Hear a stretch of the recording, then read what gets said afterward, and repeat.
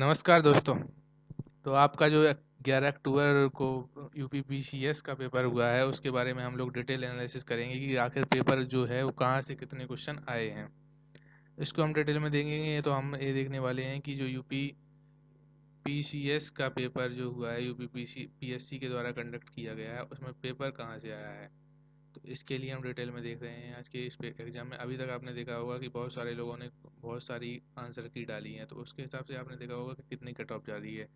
तो वो एक अलग बात है, लेकिन विश्वसनीय तभी होगा जब आयोग अपनी आंसर शीट डालेगा। अतः आप लोग ये देखिए कि पेपर कहाँ से क्या आया है और उस हिसाब से आप तैयारी करिए अपनी। तो इसके लिए हम डिटेल में वीडियो सब्जेक्ट वाइज एनालिसिस करेंगे इस चीज़ का। हम जो यूपीपीएससी 2020 का पेपर 11 जो अक्टूबर को हुआ है उसका हम सब्जेक्ट वाइज एनालिसिस करेंगे इस वीडियो में। तो सबसे पहले हमें देखना होगा कि हमारे सब्जेक्ट कितने आए थे। तो सब्जेक्ट हमारे आए थे 1 2 3 4 5 6 7 8। टोटल जो 8 हैं सब्जेक्ट मेनली डिवाइड किए गए हैं यहाँ पे सब्जेक्ट के हिसाब से, जिसमें करंट अफेयर्स हो गया। विशेषकर जुलाई माह से बहुत सारा करंट अफेयर्स आया हुआ था। तो करंट अफेयर्स नेशनल लेवल का, इंटरनेशनल लेवल का, उसमें से सारे अगर हम देखें टोटली तो 39 क्वेश्चन उसमें से आए थे जिनकी डिफ़िकल्टी लेवल थी मॉडरेट टू डिफ़िकल्ट। मतलब हमें ये नहीं कह सकते कि ज़्यादा ही मॉडरेट आया हो या ज़्यादा डिफ़िकल्ट हो। वो तो क्वेश्चन वाइज डिपेंड करता है कि कौन सा क्वेश्चन कितना कठिन है, कौन सा जैसे बहुत ही कुछ कुछ बहुत ही इजी आए थे, कुछ कुछ बहुत ही टफ आए थे। तो इसके आधार पर टोटल करंट अफेयर्स से जो क्वेश्चन आए थे वो 39 क्वेश्चन थे।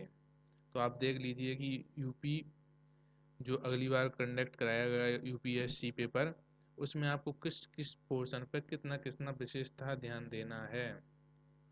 अतः आपको ये सब करना होगा कि करंट अफेयर्स अगर आप छोड़ के जाते हैं यूपीपीसीएस में तो आपका सिलेक्शन नहीं होगा, क्योंकि जो 39 क्वेश्चन आते हैं वो बहुत ही इजी टू मॉडरेट लेवल के होते हैं जिनको आप कभी भी नहीं छोड़ सकते। तो करंट अफेयर्स का जो महत्व होता है वो बहुत ही ज़्यादा होता है, इसलिए करंट अफेयर्स को आप बिल्कुल भी निगलेक्ट नहीं कर सकते।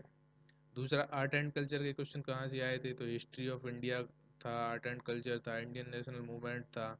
जैसे एक क्वेश्चन आया हुआ था कि द्वितीय गोलमेज सम्मेलन में निम्नलिखित में से कौन सम्मिलित नहीं हुआ।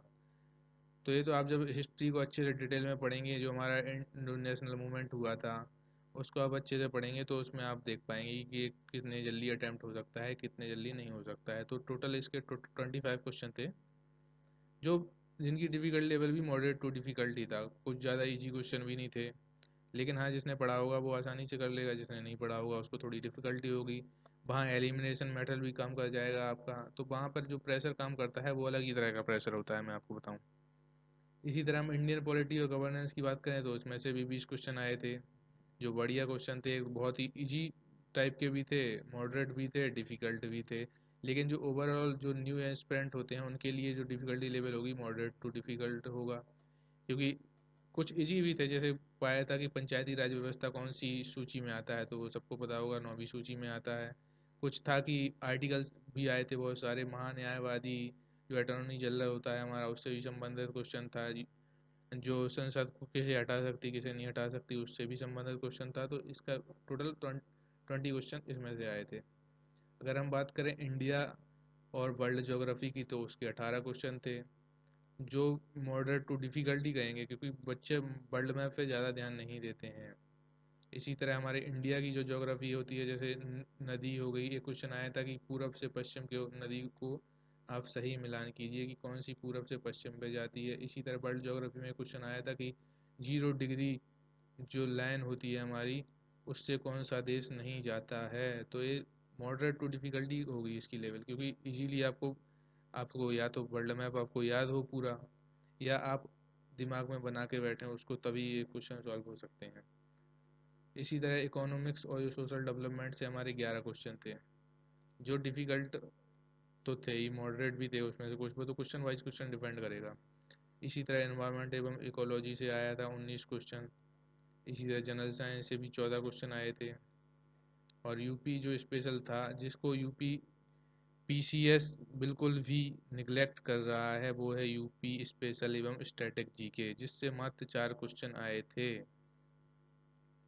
तो अगर यूपी पीसीएस बोलता है कि मैं यूपी स्पेशल से 4 ही क्वेश्चन पूछूंगा, तो फिर बताइए आप यूपी स्पेशल पढ़ के जाएंगे तो आपका कैसे सिलेक्शन होगा। इसलिए आपको देखना होगा कि यूपी पीसीएस जो है हमारा यूपी पीएससी, वो क्या डिमांड कर रहा है, क्वेश्चन किस तरह से पूछ रहा है, उसमें आपको देखना होगा कि हम किस तरह से उसको पढ़ सकते हैं, किस तरह से नहीं पढ़ सकते हैं। उस हिसाब से आपको अपनी स्ट्रेटजी लेवल बनानी पड़ेगी। आप देखना पड़ेगा कि यूपी स्पेशल पूछ ही नहीं रहा है तो आप क्यों पढ़ेंगे, 4 क्वेश्चन आएंगे तो क्यों पढ़ेगा कोई भैया यूपी स्पेशल।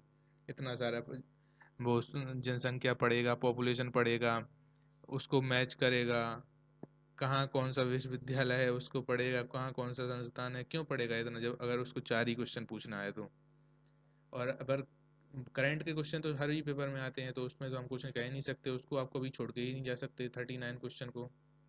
इसी प्रकार एनवायरमेंट इकोलॉजी भी बहुत महत्वपूर्ण होती है, जनरल साइंस भी महत्वपूर्ण होती है, पॉलिटी तो होती ही है और हिस्ट्री भी। तो अगर यूपी पीसीएस करा कहता है कि हम यूपी पूछेंगे नहीं तो आपको यूपी को छोड़ना ही पड़ेगा। क्यों आप इतना दिमाग लगाएंगे। तो आप अपनी इस हिसाब से स्ट्रेटजी बना सकते हैं। इस वीडियो में हमने आपको सब्जेक्ट वाइज एनालिसिस करा दिया है कुछ ही। जब तक कोई भी एक्सपेक्ट नहीं कर सकती कितनी कट ऑफ जाएगी, जब तक आयोग अपनी खुद की आंसर की अपलोड नहीं कर सकता। आयोग ही आंसर की अपलोड करे, उसी के हिसाब से आप अपना देखें कि कितनी कट ऑफ जा सकती है। तो तब तक आप कुछ भी हो सकता है, कम भी जा सकती है क्योंकि difficulty level moderate too difficult था, कठिन ही पेपर आया था तो इस बार शायद कम चली जाए। लेकिन दूसरी तरफ हमें ये भी देखना होगा कि सीटें भी कम है तो शायद हाई चली जाए। तो आप वेट करिए उसके लिए। मैंने आपको इस वीडियो में बताया है कि आप सब्जेक्ट वाइज कैसे कैसे पेपर पूछा गया है, कहाँ से पेपर आया हुआ है, कैसे आया हुआ है। अब हम देखेंगे सब्जेक्ट वाइज कहाँ से क्या क्या क्वेश्चन आए हैं नेक्स्ट वीडियो में। Thank you.